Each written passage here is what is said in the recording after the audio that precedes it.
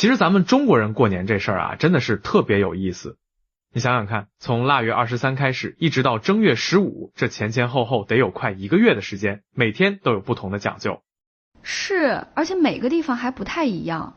我小时候就特别好奇，为什么过个年要搞这么复杂？哈哈，这你可说对了。不过你要真的了解了这些习俗背后的意思，就会发现其实挺有意思的。咱们今天就好好聊聊这个。行啊，那咱们从哪儿开始说？从小年开始吧，腊月23，民间叫小年，这一天其实是个很重要的日子。对，祭灶神是吧？就是这个，你知道为什么要祭灶神吗？好像是说灶王爷要上天汇报工作。对，传说啊，灶王爷在每家每户的厨房里待了一整年，把这家人做的好事坏事都记下来了。到了腊月23这天，他就要上天去向玉皇大帝汇报，所以大家就得讨好他，让他多说好话。哈哈，你这么说也没错。老百姓会准备灶糖，就是那种特别甜特别黏的糖，供给灶王爷。哎，这个我知道，是不是想把他的嘴粘住，让他说不了坏话？有这个说法，还有一种说法是让他嘴甜一点，上天多说好话。反正不管怎么说，都是希望来年能平平安安、顺顺利利的。这个挺有意思的。那祭完灶神之后呢？第二天，腊月24就该扫尘了。大扫除嘛，这个我熟。对，但这个扫尘啊，它不是普通的打扫卫生。你想想，尘和尘是谐音，扫尘就是除尘不新的意思。哦，把旧的东西、不好的东西都扫出去。对，把过去1年的晦气、穷运通通扫出门外。这一天，家家户户都会来一次彻底的大扫除，房顶、墙角、窗户哪儿都不能落下。我记得小时候，我妈每年这个时候都特别较真儿，平时不怎么动的地方，这时候都要翻出来擦一遍。对啊，就是要这样擦洗器具、拆洗被褥，把家里弄得干干净净的，才能迎接新年嘛。确实，这种仪式感还挺重要的。扫完尘之后，就该置办年货了。这个时候，街上就开始热闹起来了。对，各种吃的、穿的、用的都得准备齐全。腊月26有个说法叫杀猪割年肉。以前啊，很多人家会养一头猪，养一整年，就等着过年的时候杀了吃肉。现在基本上都是去市场买了吧？对，但这个习俗的意义还在。你想啊，辛苦了1年，到年底了，能吃上一顿好的，这就是对1年辛劳的回报。有道理。然后腊月27宰年鸡、赶大集，这时候集市上人最多，特别热闹。我去过一次腊月的集市，那个人啊，挤都挤不动。哈哈，就是要这种热闹劲儿，大家都在准备过年的东西，那种气氛特别好。对，感觉年味儿一下子就出来了。腊月28呢，就该打糕蒸馍、贴花了。这个贴花是贴窗花吗？对，窗花、年画这些都要贴起来了，还有蒸馒头、做年糕，这些都是过年必备的。年糕寓意年年高升，是吧？对，你看每样东西都有它的寓意。馒头要蒸得又白又大，象征着来年日子红红火火。讲究。到了腊月29，有些地方会上坟请祖先。这个我们那边也有，要去给祖先上香。对，请祖先回家过年，这是对祖先的尊重和怀念。中国人特别重视这个，叫慎终追远。确实，这种传统还是应该保留的。然后就到了最重要的一天，除夕。这个就热闹了。对，除夕这天，从早上开始就忙活开了。首先要贴春联。春联我知道，红纸黑字贴在门两边。对，但你知道为什么要贴春联吗？喜庆。这只是一方面，春联最早叫桃符，古人相信桃木能辟邪，就在桃木板上写字挂在门口，后来演变成在红纸上写对联。哦，原来是这样。红色本身就有驱邪避灾的意思，再加上对联上写的都是吉祥话、双重保险嘛。有道理。那福字呢？为什么要倒着贴？这个你肯定听说过，福倒了就是福到了。对，谐音梗。但其实啊，不是所有的福字都要倒着贴，大门上的福字就不能倒贴，因为大门是迎福的地方，福字要正着贴，表示开门迎福。哎，还有这个讲究。对，倒着贴的福字一般是贴在屋里，比如柜子上、水缸上或者院子里。哦，学到了。还有窗花，各种图案，什么喜鹊登梅啊、年年有余啊，都特别好看。对，我小时候特别喜欢看那些窗花，剪得特别精细。那都是手艺活儿。现在虽然很多都是机器印的了，但那种传统的剪纸艺术还是很值得保留的。是的，那贴完这些就该准备年夜饭了吧？对，年夜饭可是重头戏，这顿饭啊，一年就这么一次，特别隆重。我记得我们家每年年夜饭都要准备一整天。对啊，而且每道菜都有讲究，比如说鱼一定要有，年年有余嘛。对，而且这条鱼啊不能全吃完，得剩一点，象征着有余。哦，还有这个说法。还有鸡，要整只的叫大吉大利。饺子也是必不可少的，尤其是北方。饺子为什么这么重要？饺子的形状像元宝，吃饺子就是招财进宝的意思。而且啊，饺子和交子谐音，交子就是新旧交替的时刻。除夕夜正好是旧年和新年交替的时候。原来是这样，我以前还真没想过这个。有些地方还会在饺子里包硬币，谁吃到了，来年就有好运。对对对，这个我知道，我小时候吃到过一次，特别开心。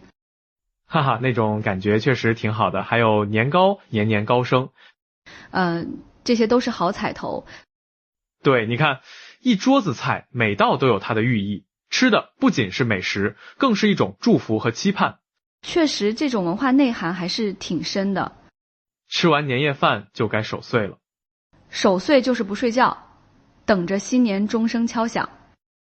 对，但守岁的意义不只是熬夜。你想啊，一家人围坐在一起聊聊天，看看春晚，这种团聚的感觉特别好。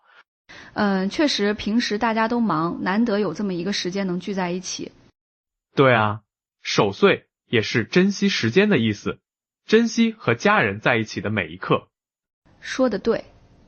到了0点，鞭炮就响起来了。现在很多地方都不让放鞭炮了吧？对，出于安全和环保的考虑，很多城市都禁止了。但在允许的地方，那个热闹劲儿啊，真的是震天响。我小时候最喜欢放鞭炮了，虽然有点怕，但特别刺激。哈哈，放鞭炮这个习俗啊，其实也有来历。传说古时候有一种叫年的怪兽，每到除夕就出来害人。后来人们发现年怕红色，怕火光，怕响声，所以就用红纸、火把和鞭炮来驱赶它。哦，原来是这样。所以放鞭炮不仅是热闹，也有驱邪避灾的意思。虽然现在不放鞭炮了，但那种仪式感还是要有的。对，有些地方会放电子鞭炮或者看烟花表演，也挺好的。那除夕夜还有什么习俗？压岁钱啊，这个小孩子最喜欢了。对，我小时候最期待的就是这个。压岁钱啊，不只是给钱这么简单，压岁的岁其实是岁的谐音。岁什么意思？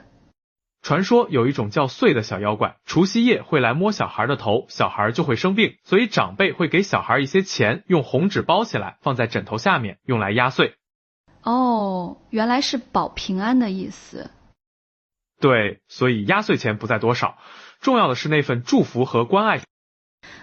确实，现在想想，小时候收到压岁钱那种开心，不只是因为有钱了，更多的是感受到长辈的关心。对啊，这就是压岁钱的意义。那到了大年初一呢？大年初一那就是拜年的日子了。穿新衣服，走亲访友。对，一大早起来，穿上新衣服，先给家里的长辈拜年，说些吉祥话。新年快乐，恭喜发财，身体健康。对，然后就出门去给邻居、亲戚拜年。以前啊，大家都住得近，一个上午能拜好几家。现在大家都住得比较分散了，可能就打个电话，发个微信。形势变了，但那份心意还在。拜年啊，就是传递祝福、增进感情的一种方式。对，而且初一这天还有很多禁忌吧？对，比如说不能扫地。为什么？因为怕把财气扫出去了。初一这天，垃圾都不能往外倒。哦，还有这个讲究。还有不能打碎东西，如果不小心打碎了，要赶紧说岁岁平安。化解一下。对，还有不能说不吉利的话，都要说好听的。图个吉利嘛。到了初二，就是回娘家的日子。出嫁的女儿带着丈夫孩子回娘家。对，这一天啊，娘家会准备丰盛的饭菜，招待女儿女婿。我记得我姐每年初二都会回来，我妈提前好几天就开始准备了。哈哈，父母就是这样，总想把最好的给孩子。对，而且回娘家也不能空手去，要带些礼物。对，一般都是成双成对的，图个吉利。初三呢，有些地方叫赤狗日，不太适合出门拜年。为什么？传说这一天容易和人发生口角，所以大家就在家里休息，不出门了。哦，还有这个说法。还有一种说法是老鼠嫁女儿，人们会早早休息，不打扰老鼠办喜事儿。哈哈，这个挺有意思的。对，其实就是给大家一个休息的理由。过年前后太累了，初三正好歇一歇。有道理。初四灶王爷要回来了。哎，不是腊月23上天了吗？对，上天汇报完了，初四就回来了，所以这一天要准备贡品迎接灶王爷。哦，原来是这样。有些地方还会接五路，就是迎接五路财神。五路财神。对，东西南北中五路财神都要迎接，希望来年财源广进。哈哈，这个好。到了初五就是破五了。破五是什么意思？就是打破初一到初四的各种禁忌。初五这天可以扫地了，可以倒垃圾了，可以做生意了。哦，恢复正常生活了。对，而且初五也是迎财神的日子，很多商家会在这一天开业。图个好彩头。初五还要吃饺子，叫捏小人嘴。捏小人嘴。对，就是防止小人在背后说坏话。包饺子的时候要把饺子皮捏得紧紧的。哈哈，这个说法挺有意思的。初六送穷。送穷。对，把穷气送走，迎接富贵。这一天要把初一到初五积累的垃圾清理出去。哦，彻底打扫一下。对，还有一种说法是马到成功，因为六和溜谐音，溜溜顺嘛。初七人日。人日是什么？传说女娲造人，初一造鸡，初二造狗，初三造猪，初四造羊，初五造牛，初六造马，初七才造人。所以初七是人日，是每个人的生日。哦，原来是这样，我还真不知道。这一天啊，有些地方会吃七宝羹，就是用7种蔬菜煮的羹。寓意什么？寓意新的一年五谷丰登，身体健康。挺好的。过了初七，基本上该走的亲戚都走完了，该拜的年也拜完了，大家就开始准备上班了。对，但年还没过完呢，还有元宵节。对，正月15元宵节，这才是春节的最后一个高潮。元宵节要吃汤圆儿。对，汤圆圆圆的，象征团团圆圆，南方叫汤圆，北方叫元宵，做法稍微有点不同，但意义是一样的。都是团圆的意思。元宵节还要赏灯。对，各种花灯特别漂亮。以前啊，元宵节的花灯会特别盛大，什么龙灯、狮子灯、兔子灯，各种各样的。现在也有，但好像没有以前那么热闹了。不过有些地方还保留着这个传统，搞得挺大的。对，我去年去了一个古镇，他们的元宵灯会特别漂亮，整条街都挂满了灯笼。对啊，那种氛围特别好。元宵节还有猜灯谜的习俗。对，灯笼下面挂着谜语，猜对了有奖品。这个既有趣又能增长知识。对，我小时候特别喜欢猜灯谜，虽然经常猜不对。哈哈，重在参与嘛。过完元宵节，这个年就算彻底过完了。对，该收心上班了。但你想想，从腊月23到正月15，这前后后快1个月的时间，每天都有不同的习俗，每个习俗都有它的意义。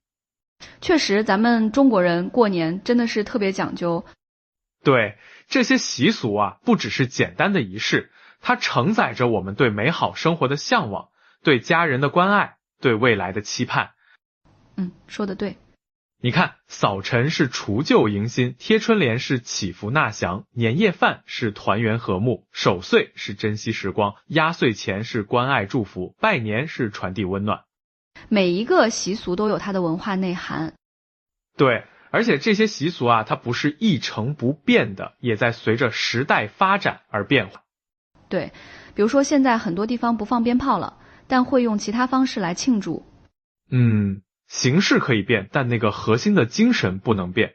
什么核心精神？团圆、祝福、感恩、祈福。对，这些是最重要的。无论社会怎么发展，科技怎么进步，这些情感是永恒的。确实。而且啊，春节这些习俗，它不只是我们自己的文化，也是我们留给后代的财富。对，这些传统应该传承下去。所以我们要了解这些习俗，理解它们的意义，然后传递给下一代。对，不能让这些传统文化断了。对，其实现在很多年轻人对这些习俗不太了解了，觉得就是走个形式。确实有这个问题。但如果你真的了解了背后的故事和意义，就会发现这些习俗其实挺有意思的。对，就像今天咱们聊的这些，我以前很多都不知道，现在听你这么一说，觉得特别有意思。对吧？所以啊，过年不只是吃吃喝喝、走亲访友，更重要的是感受那种文化的氛围，体会那种情感的连接。说得对。而且你想想，全世界有这么多华人，不管在哪里，到了春节都会以各种方式庆祝。对，这就是文化的力量。春节已经不只是一个节日了，它是一种文化符号，是我们中华民族的精神纽带。确实，每次过年不管多远，大家都想着回家。对啊，这就是春节的魅力，它让我们记住自己从哪里来，记住自己的根。特别有感触。所以啊，希望大家都能好好过年，不只是放假休息，更要感受那种文化的传承，感受那种家的温暖。对，好好陪陪家人，好好感受一下年味儿。其实现在很多人说年味儿淡了，我觉得不是年味儿淡了，是我们的心淡了。怎么说？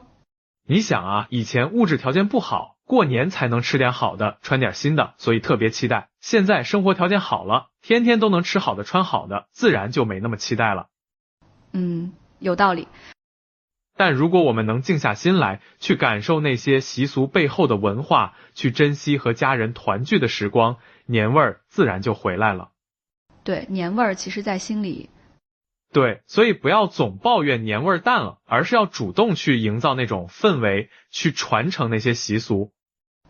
说得对。比如说和家人一起包饺子，一起贴春联，一起看春晚，一起守岁。对，这些都是很好的方式。还有给孩子讲讲这些习俗的来历和意义，让他们也了解我们的文化。对，这个很重要。文化的传承就是这样一代一代传下来的。确实。所以啊，春节不只是一个假期，更是一次文化的洗礼，一次情感的回归。说得真好。希望大家都能过一个有意义的春节，不只是身体回家了，心也回家了。对，好好感受一下家的温暖，感受一下文化的魅力。好了，今天咱们就聊到这儿吧。对，聊了这么多，我自己都对过年更期待了。哈哈，那就好。如果你觉得今天聊得还不错，可以分享给你的朋友，让更多人了解咱们的传统文化。对，让大家一起感受一下咱们中国人过年的魅力。那咱们就先这样，祝大家新年快乐，阖家幸福。对，万事如意，心想事成。